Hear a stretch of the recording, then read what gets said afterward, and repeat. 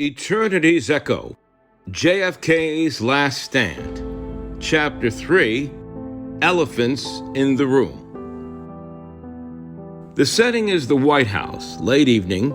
The Cuban Missile Crisis is still ongoing, and the weight of the world is on the shoulders of President John F. Kennedy. John and his brother Bobby, the Attorney General, have just finished a meeting with Hugh Everett at Princeton, where they discussed the consequences of the many worlds theory. Amidst the quiet murmur of the White House at night, there's distant footsteps, the ticking of a clock, a faint breeze rustling the curtains. JFK and Bobby are in the Lincoln sitting room of the White House, away from the constant hum of the West Wing. President Kennedy and his brother finding a rare moment of privacy together. Surrounded by the echoes of history, they prepare to discuss the weighty decisions that lay ahead. Bobby is thoughtful, leaning back in his chair. Jack, doesn't it strike you as curious that this very moment in history, when we're on the brink of annihilation or salvation, we have the insights of a brilliant mind like Hugh Everett? It's almost as if he was meant to be here, right when we need him the most. John nods at this, contemplative. There are no coincidences, Bobby. I believe in divine guidance in Everett's work. His presence is part of something larger. We've just started a very important relationship with him, one that I'm grateful for despite all the stress that we're under. Bobby, with a slight smile, says, and you've got everything coming in at once at you. No scratch on that. If Hugh's right and you've got the weight of the infinite worlds on your shoulders, compared to that, Atlas might have had it easy just holding up one world. And the president grins with a twinkle in his eyes. Well, a big part of it is doing what I can do and then surrendering the rest to divine guidance. And the other part, it's about having good people around me, Bobby. And of course, you know, there's the football. Bobby laughs. The football, Jack. If we couldn't toss the football now and then, Lord knows I probably would have lost my mind by now. It keeps me grounded and reminds me of the simpler things, the things that truly matter. They share a moment of quiet laughter, the tension easing just slightly as they reflect on the enormity of their situation and the small comforts that keep them going. Bobby then excuses himself temporarily, leaving the president with his own thoughts. Well, Hannibal faced impossible odds, outnumbered, outmatched, but he didn't panic. He used the enemy's expectations against them. So what would Hannibal do in my situation? Footsteps at the door announced that Bobby's returned. Jack, I got word that the Joint Chiefs are pushing for a show of force. They think it's our only option. But Jack is resolute. We'll show them strength, Bobby, but not recklessness. Hannibal knew the value of patience, of waiting for the right moment to strike, and we too will wait. We too will wait, and if we're lucky, so will they. There's a rumble of thunder outside in the distance, symbolizing the storm growing both within JFK, the president, and within the nation itself. As the storm outside mirrors the storm within and around, Kennedy steels himself for the most critical moment of his presidency. The following day, the president sits on the radio, personally monitoring the Navy blockade around the Isle of Cuba.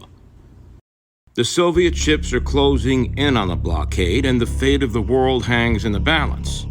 If the Soviets try to challenge the blockade, it could cause hostilities and set off a full-scale war, even a nuclear exchange. Kennedy speaks by radio with one of the ship's captains, the same one he spoke with when the blockade was started. Mr. President, they're closing in on us. They're almost at the line. What are your orders?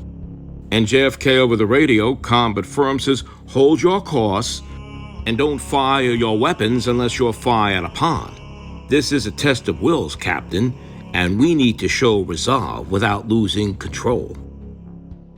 There's a tense silence over the radio. The ship's crew, Kennedy and his advisors holding their breath. Time seems to stand still as the world waits for a decision. Then, in a moment of tension so thick that it could be cut with a knife, The captain's voice breaks through, and it's triumphant. Mr. President, they've stopped. The Soviet ships have stopped their advance. Kennedy turns to his aides. They have stopped their advance. The blockade is working. There's a sigh of relief everywhere, on the ship, in the Oval Office, and around the world.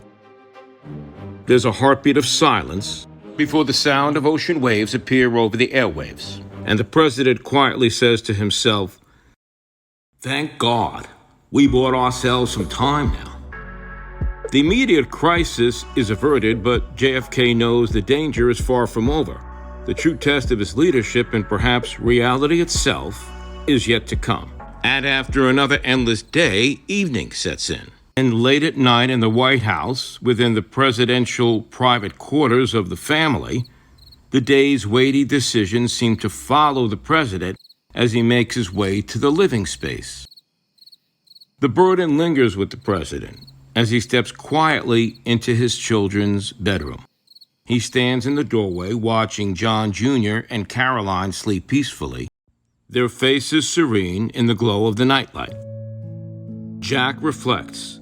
They sleep so peacefully, unaware of a world beyond these walls, and I wonder, will they have a future without the shadow of war, of destruction? He takes a deep breath as if trying to draw strength from the sight of his children. Jackie enters the room, now quietly standing beside him. They're beautiful, aren't they, Jack? She senses his turmoil and seeks to support him. And JFK nods, his voice soft. Yes, they are.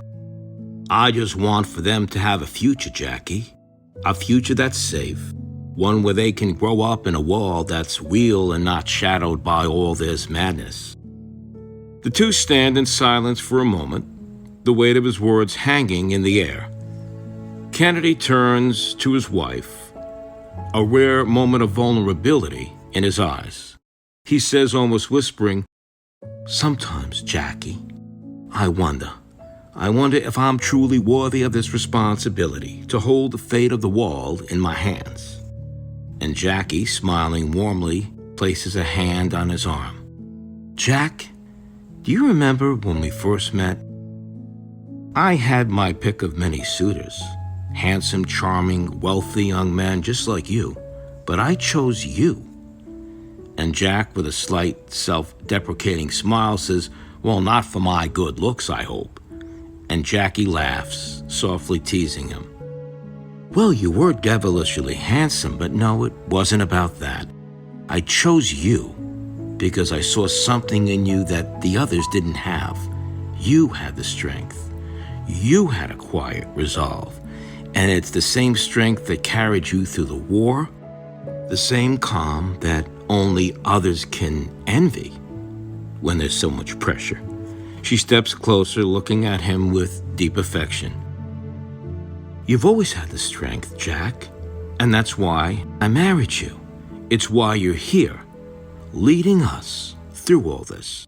I wouldn't want anybody else. You're not just worthy, you might be the only one who can do this." Jack looks back at his children, his resolve visibly strengthening. He turns back to Jackie, placing a hand gently on her cheek. "I couldn't do it without you, Jackie. You're my anchor in all this." And Jackie whispers, "And you're mine. And we'll get through this together." They share a quiet moment, the love and trust between them unspoken but palpable. John leans down and kisses her gently on the forehead before they turn to leave the room, ready to face whatever comes next. In the quiet of the night, with the world teetering on the edge, Jack Kennedy finds strength not just in himself, but in the love and support of his wife, Jacqueline, and their children. As they leave John, and Caroline to their dreams, they know that, come what may, they would face whatever it was together. For this was their Camelot, a place of strength, of love, of faith, and unyielding resolve in the face of darkness.